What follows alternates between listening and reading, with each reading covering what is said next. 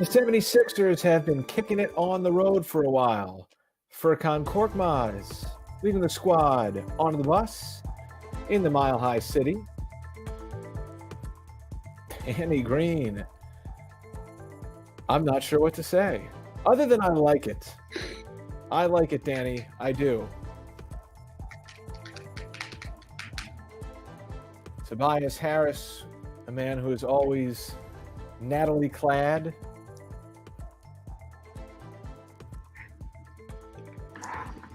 From head to toe, we have got you covered. 76ers basketball rolls on tonight.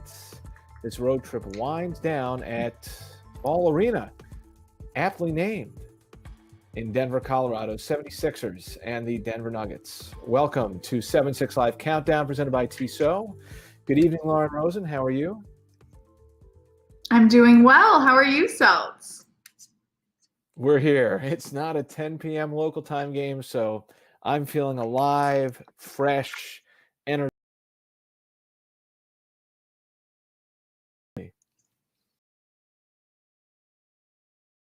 Natalie. It's just looking dapper, looking fresh. That might be the difference between someone born in the 80s and someone born in the 90s, maybe. Natalie clad. I liked it. I couldn't relate less. Maybe but I'm the only one who's heard of that. Someone chime in. I like it. I'm going to use it moving forward. Or in the YouTube chat. Let us know if you've ever heard that expression, Natalie clad. You learn something new every day. Thank you. Yes. 76ers have a good one tonight. They are the leaders in the East at 32-14, coming off of a loss to the LA Clippers a couple days ago. They have the Denver Nuggets at 28-18. That's good enough for a 5 spot. That's how good the West is right now. That Denver is 5th out West. But hey, they are a team that was really good before the trade deadline and then loaded up with the acquisition of Aaron Gordon from the Orlando Magic. So I, for one, Lauren, I'm really excited to see what Denver looks like tonight against a Sixers team that's been getting by for the most part on this trip and during this stretch without Joel Embiid.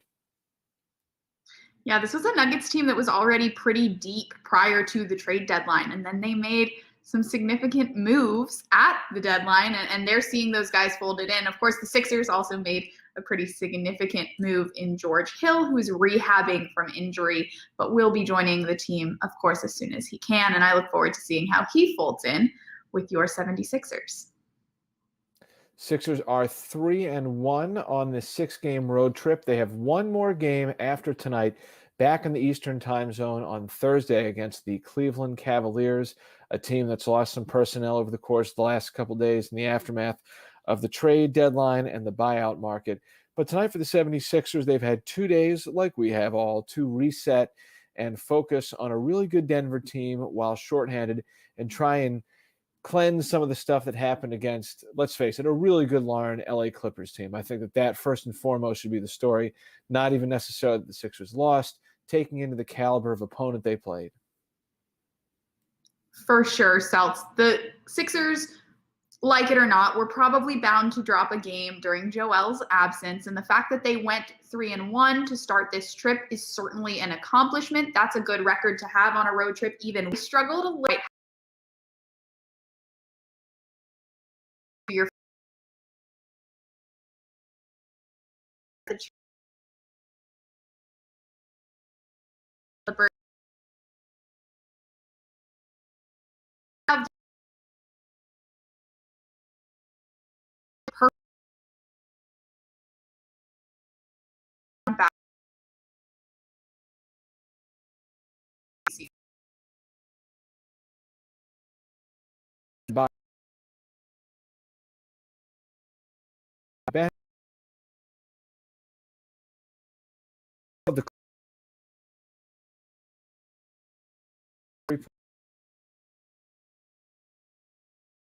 Than 40%.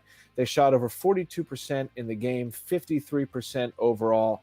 They were just really, really strong, and I think it was based off their ball movement, and it was a tough one for the Sixers. The Clippers are really deep. That is for sure. It's a matchup that I think a lot of people would be excited to see once again, maybe down the road. good thing that these teams are going to face off again before the end of the season. But I look forward to seeing this matchup with Joel Embiid in the fold. Yes. Speaking of which, why don't we segue to a little bit of a tease that we got about Joel Embiid and his potential status moving forward for the rest of this week.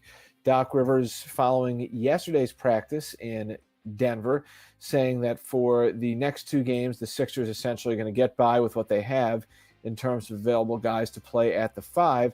And then the hope is the Sixers will get, quote, back to our normal rotations after the next two games. So that would be tonight against the Nuggets and Thursday against the Cavaliers. And then Saturday when the Sixers are back home, normal rotations, Lauren, I think to a lot of people, myself included, would imply perhaps Joel Embiid is part of the normal rotation. I try not to speculate to avoid disappointment, just in life in general, but it did sound like Joel is progressing well. We, of course, got the official update a few days ago that he has started his on-court work. Doc Rivers, just prior to our show, told us that he's getting daily updates about how Joel is doing. He said that the daily updates are positive, that Joel's been putting in a lot of good work. So we know that regardless of when he returns to the court officially, he's progressing, he's looking good, and his teammates are going to be thrilled to have him back. For me, the biggest takeaway, I think a lot of people will run with this. There's going to be normal rotations in 2 days. Okay, I understand that. But to me, the most telling thing that Doc said about Joel's status over the last 2 days came moments ago during his pregame Zoom when he said the biggest thing is here, it seems like the organization is of the mind that when Joel comes back, he's going to be back when he can sustain playing game after game after game. It's not going to be, let's bring him back for a game, then rest him, bring him back for 2 games, sit him. No, when he comes back, it's going to be because the Sixers feel like he is capable physically of handling the sustained workload that they need him to have to be the best version of themselves that they can be. And the timing couldn't be better. We saw how good this team is with Joel in the first half of the season. We've seen how good this team can be without Joel over the last couple of weeks. So now to get him back in time for the team to ramp up to the playoffs and then play in the playoffs. And like you said, if he's healthy enough that he can sustain the entirety of that period, that's best case scenario for the Sixers, who have figured out how to win both ways. Lauren, you also alluded to the acquisition of George Hill, whom the 76ers picked up at Thursday's deadline. And yesterday, Doc Rivers spoke about George Hill's status moving forward with the team. Yeah, it's not like we can throw him in with a cast on his arm, so we have to wait for him to be healthy. But we knew that when we did the trade. And like George Hill doesn't have to do a rehearsal to us to find out if he can play or not. We know exactly what he does. And he's one of those guys that I believe you can throw in and he'll figure it out for us. Hopefully we have a 10-game window or more that he can get acclimated with the team. But I'm very confident that he can fit in. It's funny, Lauren, thinking back to some of the seasons past when the Sixers got someone during the buyout period or at the trade deadline who then ultimately became a big part of the rotation for the stretch run into the playoffs. I'm thinking about guys like Ersan Ilyasova, Marco Bellinelli. They joined with about a month and a half to go-ish, and listen, they're veterans. They know how it works, just like Doc said it does with George Hill, that you give them about 10 games, it may not sound like that's a lot of time, but for guys who have been in the league, who have been around like George Hill has, he's played for multiple teams, almost a little bit more than a half dozen teams. They know the way this works. And clearly, Doc has the utmost confidence that once George gets a few games under his belt, he will be able to start fitting in pretty seamlessly with what the Sixers do. For sure. And he's played alongside Danny Green before. He's played under Dan Burke before. This is a group that has a lot of familiarity with George Hill. They know what he brings to the table, and they're looking forward to him taking his seat at the table. They know exactly what he's bringing to this party, and they're excited to have him join it. One guard who has been giving the 76ers some good stuff as of late since his return, Seth Curry. He was one of the Sixers who spoke after practice yesterday afternoon, and he was trying to set the tone for tonight's game, moving past what the 76ers went through over the weekend against the Clippers. I think just playing different styles teams. It's a team that played a style last game we haven't seen much, as far as just putting 5 guards out there, 5 wings or whatever, and just adjusting to that. But other than that, just another game, just keep working. We didn't score the ball as well as we needed to and defend it as well as we needed to. But it's just a matter of adjusting our mentality. I mean, it's too big of a deal. Looking back at that game, it's just our mentality, and got to play well for 48 minutes. I think, Lauren, a knee-jerk reaction from the reporter's standpoint, me putting myself in this position, is you have a team, it's on a winning streak, things are going great, then it loses, and one of the natural questions you ask is, well, what went wrong? What are you going to do next? And I also think it's helpful that you step back and look at this since the All-Star break. There are 2 games that the Sixers have lost. They've come against the Milwaukee Bucks, one of the best teams in the month of March in the NBA, and the LA Clippers, one of the best teams in the NBA in the month of March. So I think big picture, the Sixers, like those 2 teams who we just named, they're a team that can beat anyone on any given night. There's not a ton of teams who can say that, but I think the Sixers are part of that group. And like we talked about, I think the Sixers, fully healthy, go up against the Clippers again. Very curious to see how that goes. And they nearly had that Bucks game, right? Joel Embiid sitting on the sideline, aching to be part of that one that they nearly got to without him. You talk about the Bucks and the Clippers being 2 of the best teams in the league in the month of March.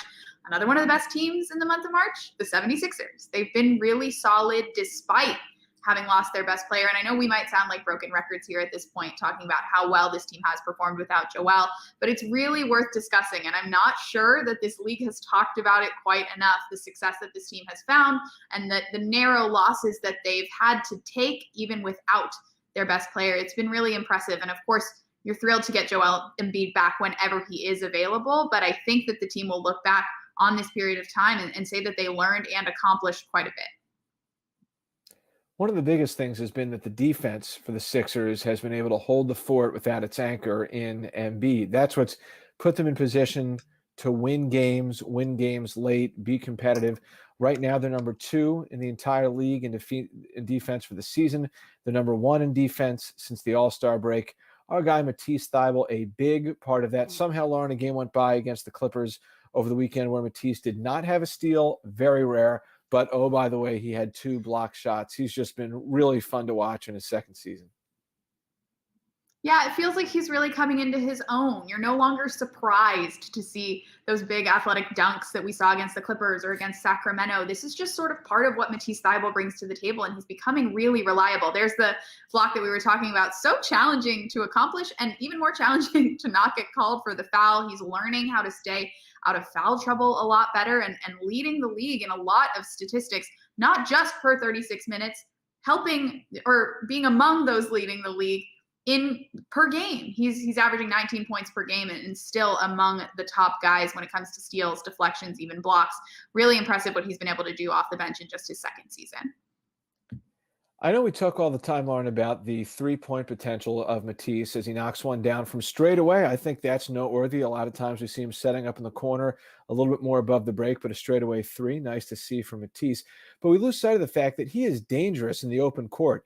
And I thought that one play that you mentioned, I like seeing him get downhill on the move towards the basket. He obviously can cut really well, and he's shown, I think, an improved ability gradually as the season has gone along, that when he takes it inside, he can be productive there. I think good the rip a little bit. I'm with you, and I think it must be challenging when you play alongside Ben Simmons, Joel Embiid, Tobias Harris really regularly to think you even have a right to approach the rim when those guys are your teammates. So yes, we're seeing a lot of potential from Matisse on the offensive end. We've seen some really cool moments from him on the offensive end, and the defense just continues to impress people around the league. So really cool to see him grow. I think that there's still another level for Matisse. His teammates talk about how he's just getting started, and that's a scary idea when you're an offensive player on any team in this league. You know, when you see someone as good at their craft as Matisse is, for me, I always wonder, well, who could that inspiration for that person be, or an inspiration? That was something that Matisse spoke about after practice yesterday.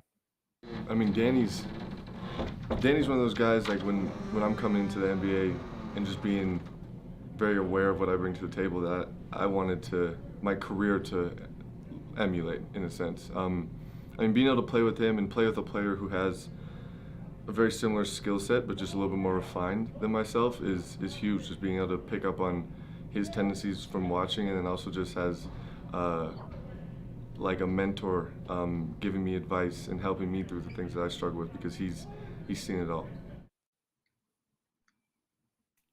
I feel like everywhere we turn, Lauren, there's more evidence of Danny Green being a key part of the 76ers chemistry.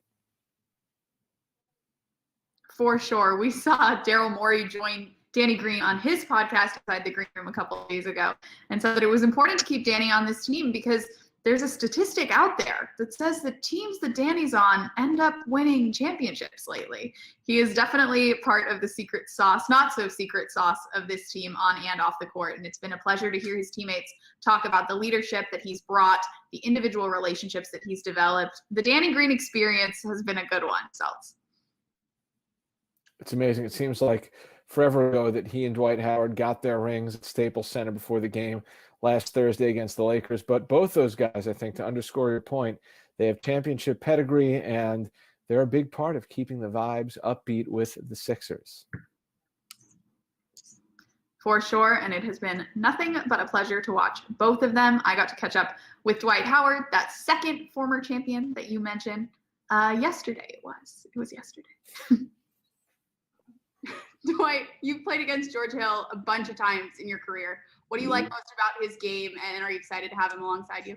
I am excited, that he's joining our team. I think he's going to be a great addition for us, a veteran who's very savvy. Has been in some tough, crucial playoff games. Has had some big moments throughout his career. Plays great defense. Offensively, another guy who can really help push the pace, get us into our offense and keep the ball moving with fluidity. So I'm very happy that he's joining our team. It's kind of sad to see, Tony and Vince and T. Ferg leave us. But we understand that that's the business of this game. We're going to miss those guys, but I'm happy with, George Hill's amazing guy. You mentioned that you guys owe the Nuggets another game after last time when you had 7 guys. How does that first experience playing them inform or not this second time that you're going to play? Well, I think that it showed us that despite who's on the floor, whoever we're playing, we have an opportunity to win. We have a very deep team, We got a lot of confidence, and we have a lot of confidence in each other, and I think it's built over the season. And I think that Denver game really showed, a lot of our young players, that we can compete with anybody on a high level night in and night out. Thank you, Dwight.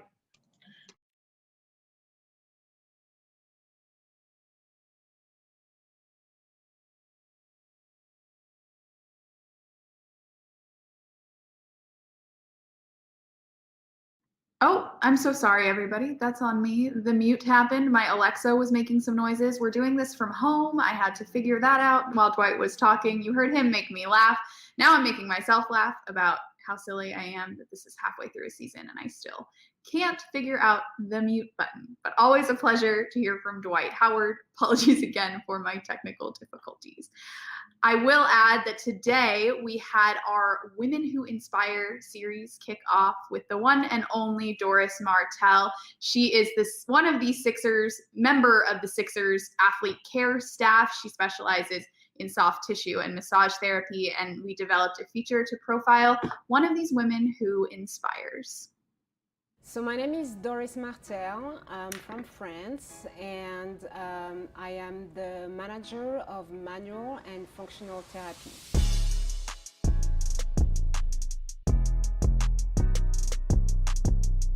So I studied physical therapy, and then I decided to specialize in soft tissue therapy and manual therapy. So that's what they call massage, but which is not really massage. It's the manual part of what a PT would do. So I work mostly with soft tissue, which is muscles and tendon and ligaments. So that's my professional background. So this is a little quick video we want you to watch. Okay. Doris, she's our massage therapist. And as much as people want to think like we go get these fluffy, nice massages and it must be so great, like she is small, but she is mighty, and she inflicts a lot of pain on us. But like with the pain comes like these like very nice like that type of work is very intimate, and it like opens up a space for you to have like therapy sessions where you can just talk about things that you normally don't get the chance to talk about. So just to have someone like Doris who's there to listen, and she's also a mother and has so many motherly qualities that I know all of us need while we're on the road or just whatnot, just trying to get through the stress of being an NBA player is huge. Doris is like, she has this energy about her, and it's just like, hello, Dwight. What would you like to do today? Would you like for me to work? And she's so, it's just like, Doris is just like amazing. Her hair, the way she carries herself, she's always upbeat. She just has this very, very beautiful spirit about her. She's from Patty's. I want to say she's from Patty. Her words, her attitude, she's just vibrant. She just gives off this wonderful, wonderful energy. Right when I had Doris in LA, I made a comment to our GM at the time, for my life, if I can have her around, our team is better. And so it was so nice when I took this job knowing that Doris was there already. And I've leaned on her this year probably way more than she's leaned on me. It's so heartwarming for me because I don't know the impact that I have on them. I always try to treat them the way I would like to be treated if I was them. And I see my son in them. So I treat them the way I would love my son to be treated by somebody else. And so I try to treat them always with respect and honesty, and try to push them to be a better version of themselves, to know that I have some sort of influence, that I help them feel good, to me is the best compliment. I'm really humbled by it. It's about representation too, because in that world, not only I'm a woman, but I'm Black. And so that's really important representation to show those girls that you can do it too. It's going to be more difficult, but we have the shoulders to do it.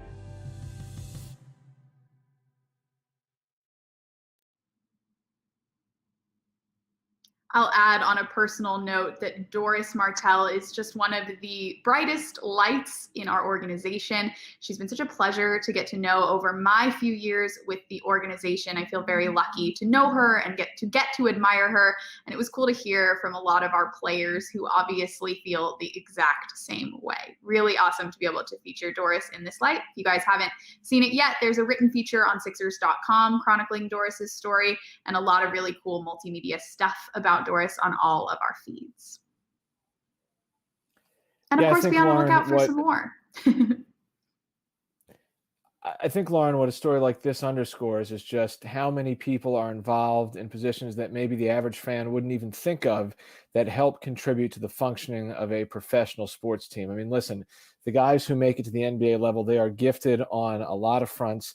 The same can be said for people who work surrounding the team as support staff. And not only that, for the players, that they get to receive the type of world-class care someone like Doris provides. So great story by you, our producer, editor extraordinaire, Maggie Zerby. I know that you guys worked hard on this piece. Also, Nina Raspa and Allie Pinter, part of our content team. Excellent job. And hey, there's still a couple more hours, right? How many? About 36-ish left in the month of March. But gosh darn it, these stories don't stop when the calendar flips. So be on the lookout on your @Sixers social media channels for more great content in our Women's History Month content series. Job well done.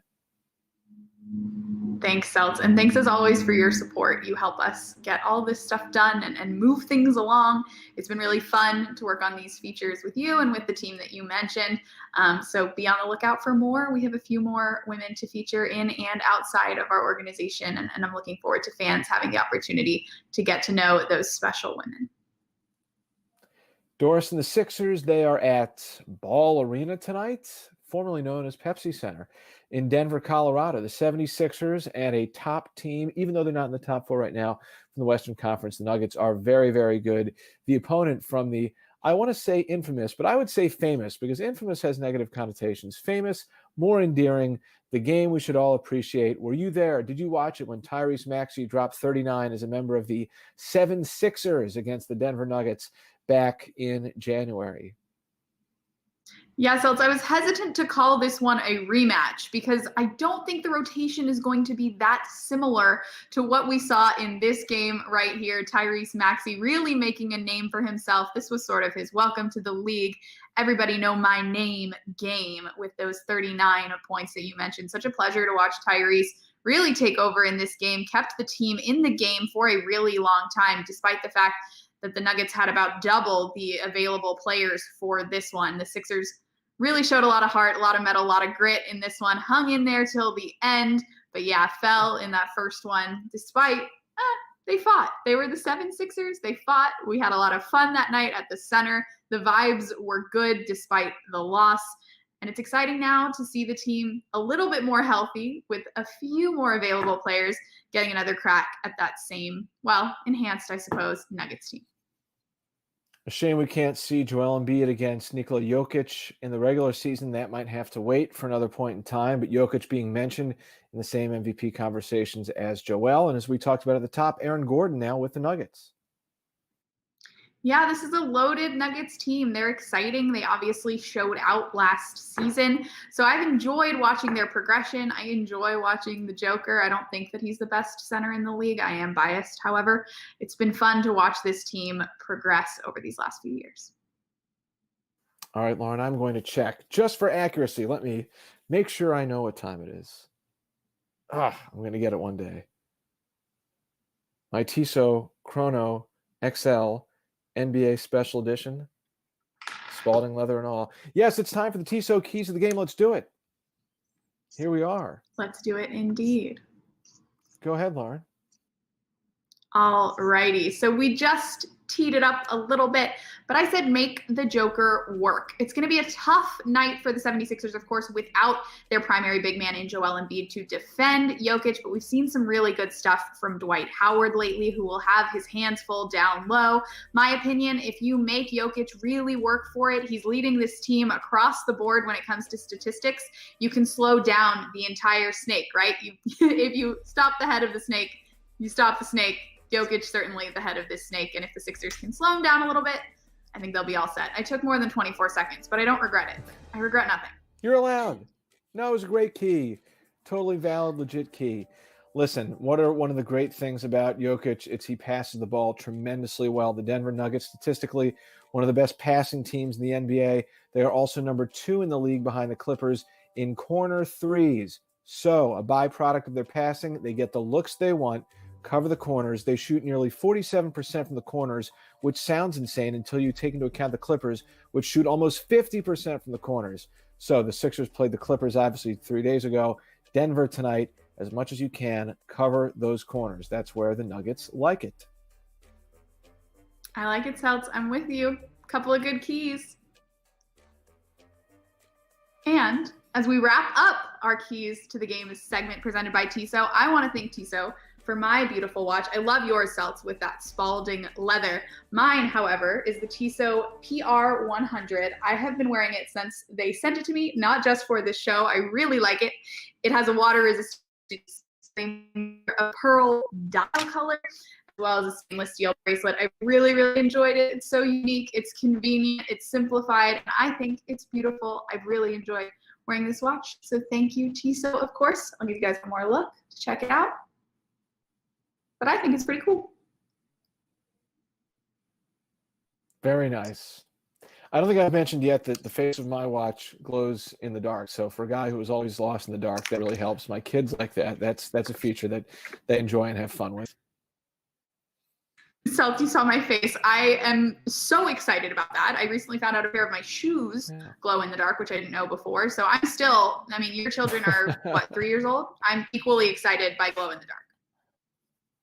I think that's something you never lose fascination with, glowing in the dark. Hey. I was really excited the first time I wore these shoes and wore them at night rather, and found out that they glow in the dark. Anyway, we are getting really, what is it called when you like the fashion? What did you say at the beginning of the show? Natalie clad. I'll look that up. Oh for the yeah, next I feel episode. very We'll do Natalie clad when I wear those glow in the dark shoes. As do I feel that way when I wear Great. my Tissot PR100. Quick study. Excellent. All right. We are going to, on what other note could we possibly shut it down than that right there? Perhaps you have glow-in-the-dark shoes, watches, other things, great. We want to thank Ryan Cleddy, Trevor Gaffney on the sticks. Lauren, thank you. We're going to leave you with a piece of footage on this date 20 years ago. Incredibly. March 30th, 2001, I think. Maybe, perhaps, do we have it? I might have jumped the gun on that. For the city of Philadelphia, because Here it we are is. here to honor one of the great ones. This is one of the greatest nights of my life, and I'm honored to share it with you guys. I really can't tell you what tonight means to me because words do not do it justice. And if I'm fortunate and blessed enough to go in the Hall of Fame, it will be as a Sixer.